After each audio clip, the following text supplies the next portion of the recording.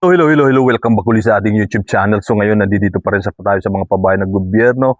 Dito, sasagutin natin yung tanong sa isa sa mga kaibigan natin sa ating comment section. So, shout out kay Sir Aldrin at Aldrin Coupon. So, sana hindi ako nagkamali. Ang tanong niya, Sir, what if kung nakapirma ka na sa NHA at nag-aantay na lang ng susi, pero madadatnan mo yung bahay na sa kanila ay may nakauwi.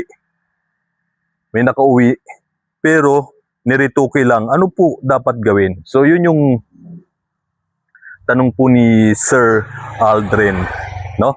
So yun, pinaka-the best. So coordinate po ninyo sa LGU ninyo kung saan kayo nag-apply, no?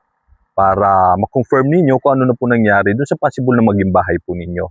Kasi kung minsan nakapag-build up na kayo sa tawag dito sa NHA kung saan man, tapos kayo na yung possible na beneficiary, hindi pa rin napupunta sa inyo, sa mga beneficiary yung bahay. So napapalitan. So hindi natin alam kung ano yung nangyari sa inyo. Like yung mga yung iba, katulad ng mga taga Paranaque, no, napabalita pa yon na sa mainstream media na napalitan nga sila ng ibang beneficiary.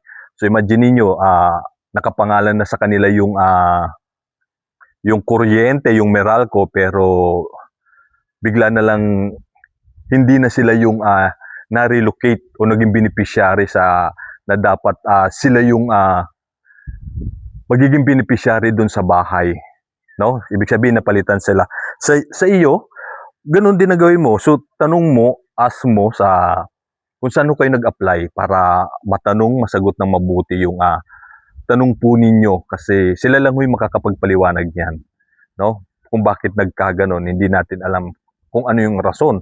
Bakit kasi parang sa tanong mo dito, parang sinasabi mo may nakatira na. Problem is parang hindi inayos, parang niritoke lang o ginawa lang ng paraan yung bahay basta may tumira na. So hindi natin kasi alam yung kwento po, pwede kung hindi pa finished product na parang katulad niyan, no? Ayos na. So, ibig sabihin parang bird type pa lang at tumira na yung pumalit sa inyo doon sa bahay na dapat sa inyo na kayo yung beneficiary. O pwede kasing parang kung minsan okay, no? Parang case to case basis eh. Kung gusto talaga ninyong lumipat diyan, kayo na magpaayos. So ganun yung mga nangyayari kung minsan, no? Kung gusto niyo na talagang tirahan yan, kahit hindi pa tapos, kahit hindi pa gawa yung pinto, hindi pa gawa yung bintana, marami pang ayusin, pero gusto niyo tirahan, parang yung beneficiary na yung bahala doon magpaayos. So ganun yung isa sa mga nangyayari, no? Depende sa NHA, no, sa LGU, kung paano yung magiging senaryo. Kasi kung nire-request talaga nung beneficiary, yung magiging beneficiary sa bahay na titirhan na namin yan, no, kahit kami na magpaayos, kahit wala pang bita, basta gagawin na lang namin paraan, basta sila na yung makatira. Kung minsan may mga ganong senaryo, like katulad ng sinasabi mo dito sa ano mo, parang niretoke lang, no? So ganon, hindi katulad yung na finished product na. So kumbaga maayos na titirhan na lang. So ganun yung pinakamagandang gawin ho ninyo. Punta kayo sa LGU, kung saan LGU kayo, itanong ho ninyo doon kung sino yung may hawak na departamento, kung ano na nangyari doon sa possible na maging bahay ninyo at bakit meron ng nakatira doon sa possible na maging bahay po ninyo. Yung pinaka-the best na gagawin ho ninyo para na sa ganun masagot kung bakit nagkaganon. No, dapat kasi alam na ninyo, nakaano na kayo, tapos biglang naghihintay na lang kayo sa sinasabi nyo ng susi, no? Para dun sa magiging bahay po sana ninyo, pero sa kasamang palad, merong nang nakatira. Di ba? So ayun lang yung ano natin, pwede kong may advice po sa inyo na maaari nyong gawin. Para naman na sa ganun magkaroon ng kasagutan yung tanong nga ninyo, kasi nga, di ba? O nga, parang nakakalungkot din, no? Nag-requirements na kayo, nag-ano na kayo, halos lahat-lahat. So waiting na nga lang kayo, tapos all of a sudden bigla na lang ayun, may iba nang tumira sa possible na maging bahay po ninyo. Tapos hindi nyo alam kung ano yung mangyayari sa inyo. Kung magiging beneficiary pa ba kayo ng pabahay ng gobyerno, ililipat lang ba kayo sa ibang bahay, sa ibang block, or ibang lot, mga ganon, no? So, kumbaga, ang daming tanong sa sarili ninyo kung bakit ganun. Kaya the best, makipag-coordinate, may follow up po ninyo, magtanong po kayo bakit po nagkaganon. So, 100% yan, makakasagot po sa inyo yung LGU po ninyo, no?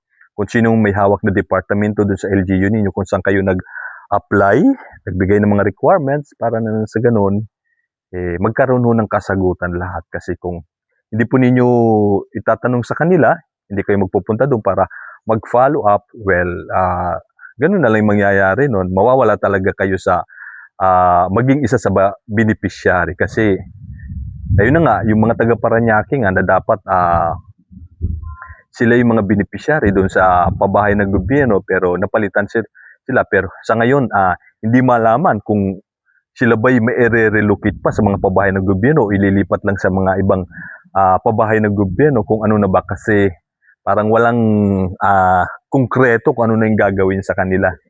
So sabi lang, parang ayun nga, nagkaroon ng order na hindi lang muna tatanggap ng mga marirelocate sa mga pabahay ng gobyerno dito sa Naik. So tapos noon, ginawan ko din ng video yun, no? So wala rin tayong mga kaibigan ng mga taga-Parañaque na nag-comment kung ano na nangyari sa kanila. Pero based doon sa napanood natin sa mainstream media, walang sinabi, no, kung ano yung mangyayari sa kanila. Okay? So sana nasagot ko yung tanong po ninyo. Kung talagang gusto niyo malaman kung ano nangyari, yun lang po yung gagawin ho ninyo. Punta ko kayo doon dahil sila po yung makakasagot. Pero yun po yung pinaka-the best para sa akin. So ask ho ninyo kung saan ho kayo nag-apply. Kung saan po kayo nag-filled up nung para sa pabahay ng gobyerno. Kasi sila makakasagot noon. Bakit nga naman yung possible na maging bahay ninyo neretoke lang tapos meron ng tumira. So yun yung isa sa pinakamaganda para mayroon kayong konkretong kasagutan. So thank you sa inyong comment, no? Shoutout kay Sir Aldren Kofon. Maraming salamat sa walang sawa po ninyong suporta sa ating YouTube channel. Sana nabigyan ko kayo ng magandang kasagutan o advice doon sa tanong mo ninyo, para naman sa ganun kahit pa paano mabigyan ko kayo ng konting tawag dito, pursue na gawin kung ano yung nararapat ho ninyo na gawin para masagot yung mga tanong ho ninyo kung bakit nagkaganon, no?